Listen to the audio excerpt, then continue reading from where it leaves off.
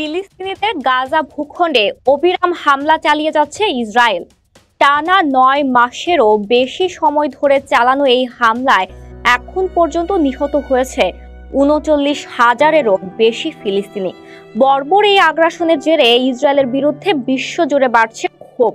এমনকি ইসরায়েলের বিরুদ্ধে উঠেছে গণহত্যার অভিযোগও। এমন অবস্থায় ফিলিস্তিনিদের সাহায্য করতে ইসরায়েলে প্রবেশ করতে পারে তুরস্ক, এমন কথাই বলছেন তুরস্কের প্রেসিডেন্ট রিসেপ তাইপ এরদোগান। প্রয়োজনে ইসরায়েলে হামলার হুঁশিয়ারি দিলেন তুরস্কের প্রেসিডেন্ট রিসেপ তাইপ এরদোগান। রোববার নিজ শহর রিচে ক্ষমতাসীন একে পার্টির এক বৈঠকে এ হুঁশিয়ারি উচ্চারণ করে তুর্কি প্রেসিডেন্ট।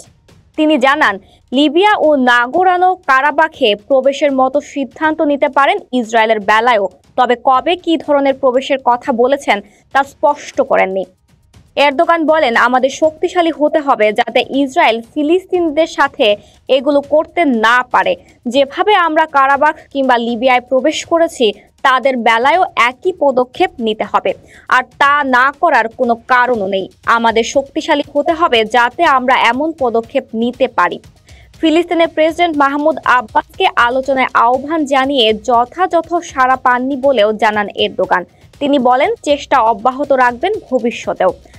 অবশ্য এরদোগানের মন্তব্য সম্পর্কে আরও বিস্তারিত জানতে কল করা হলেও একে পার্টির প্রতিনিধিরা সাড়া দেয়নি বলে জানিয়েছে রয়টার্স। এছাড়া ইসরায়েলও তাৎক্ষণিকভাবে এ বিষয়ে কোনো মন্তব্য করেনি।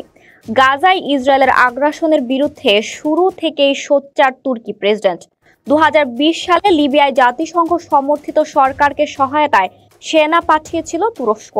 নাগোর্নো কারাবাখে আজারবাইজানের সামরিক অভিযানে সরাসরি সম্পৃক্ততার অভিযোগ অস্বীকার করলেও সামরিক প্রশিক্ষণ সহ নানাভাবে সহায়তার কথা জানিয়েছে। কিন্তু গত বছর তুরস্ক বলেছে তারা তার ঘনিষ্ঠ মিত্রকে সহায়তা করার জন্য সামরিক প্রশিক্ষণ এবং আধুনিকরণ সহ সকল উপায় ব্যবহার করেছে।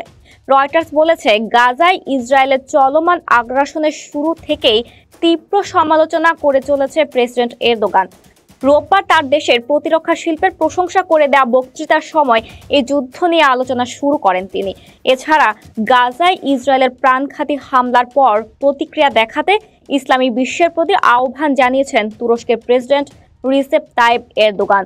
একই সঙ্গে গাজায় ইসরায়েলি যুদ্ধ ঠেকাতে কার্যকর কোনো ভূমিকা নিতে ব্যর্থ হওয়ায় জাতিসংঘের পাশাপাশি মুসলিম বিশ্বের নেতাদের তীব্র সমালোচনা করেছেন তিনি।